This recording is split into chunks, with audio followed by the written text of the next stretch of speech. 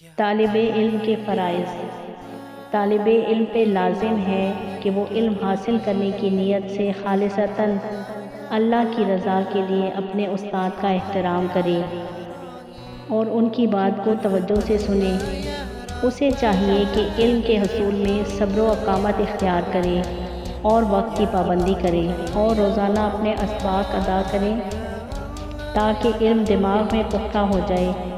سوال کرتے وقت ادب کا دامن ہاتھ سے نہ چھوڑے اور ہمیشہ نیک اور محنتی ساتھیوں کی صحبت اختیار کرے۔ استاد کے بتائے ہوئے اصولوں پہ چلے، سستی، غفلت اور تکبر سے بچے، علم پر عمل کرے اور دوسروں تک پہنچانا بھی طالب علم کی ذمہ داری ہے۔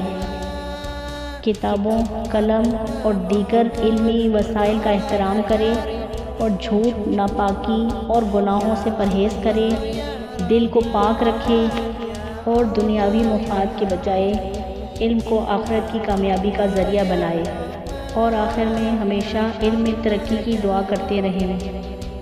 علم ایک ایسی روشنی ہے جو دلوں کو منور کر دیتی ہے۔